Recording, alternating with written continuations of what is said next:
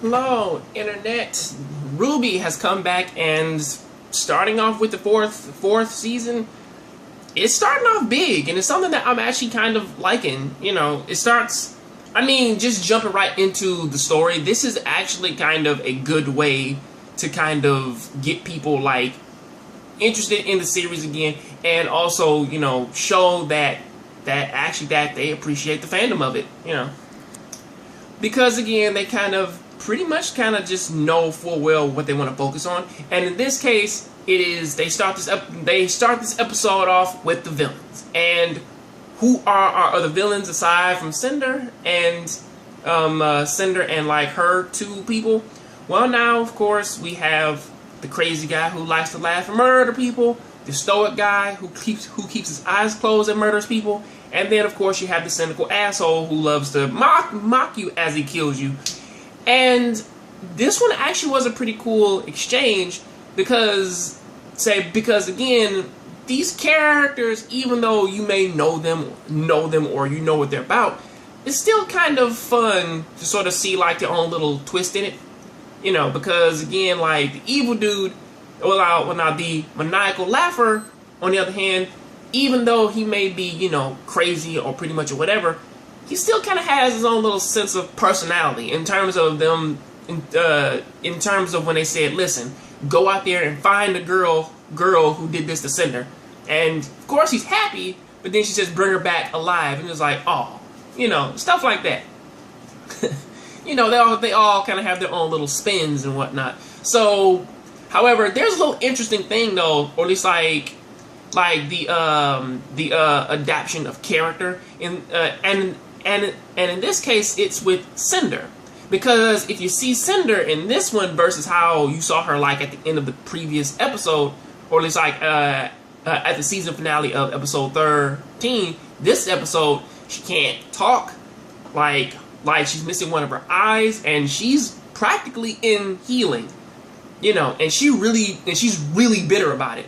And the fucked up part is that like the cynical motherfucker is actually making fun of her for it, because he's like, you failed. And it's pretty interesting to see how pretty much the actual leader kind of came up and kind of like shut his shit down, of saying she didn't fail. She got the white thing. She up under her fucking heel. She fucking destroyed Beacon Tower, and also on top of that, she became the Fall Maiden. So what the fuck you talking about failure? And his whole thing is, well, now she lost to RWBY, but then it's like that wasn't on the agenda. So shut the fuck up, However, they didn't necessarily solidify that she was she was the Winter Maiden.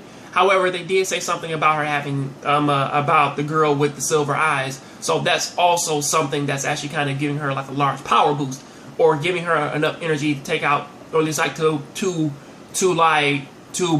mortally wound Cinder, of course. But off of that serious shit and on to pretty much the actual episode itself of us meeting like our main characters, and of course it picks up with them right where it left off with the other one. Well, not instantly, but like maybe like a few months or so later, because again, a lot of them, they do look different. They do have different costumes on. They say they all have different fighting styles and everything. I mean, Nora has a fucking upgrade at this point, to where they actually upgraded her weapon, and I think Rin also has like a few upgrades as well, along with RWBY actually having different different forms of ammo in which that like she can pop into her scythe and everything. So you see some grasp of time has actually changed. Goddamn computer. Focus, damn it, focus. But still, I do look at this episode and I'm like, well, it's not bad and it's not terrible. Especially since like that the fight scene in which that you do see, that's just amazing. Again, it's actually pretty interesting to kind of see them all work as a team, And it's also even better to actually see Sean as the strategist and as the leader. Because again, like, say nothing against RWBY, but still, she never actually really. I mean, like, sure, she was a smart girl, but she wasn't pretty much like the overall strategist of her team.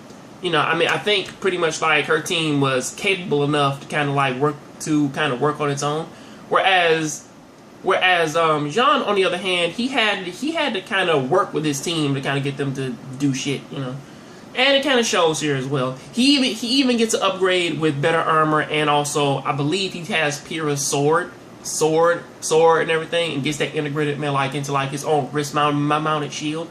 So I mean, like sword and sheath and everything. So that's all cool. You know, I'm still kind of worried. I still am curious about his resonance though. But other than that though, it's looking pretty good. It's looking pretty promising.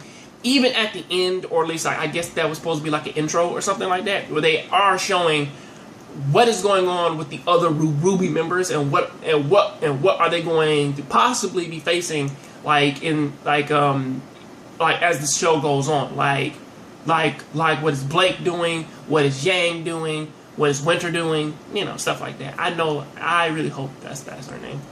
No, Weiss, sorry. What are they all doing, and what challenges are they gonna face this season? You know, so that's also something that they're actually doing really good. But until then, the comedy's still strong, and I still like this show. So please tell me what do you think about this down there in the comment section. I'll catch you on the next John Graves show. Please keep watching anime, keep playing video games. I'm out.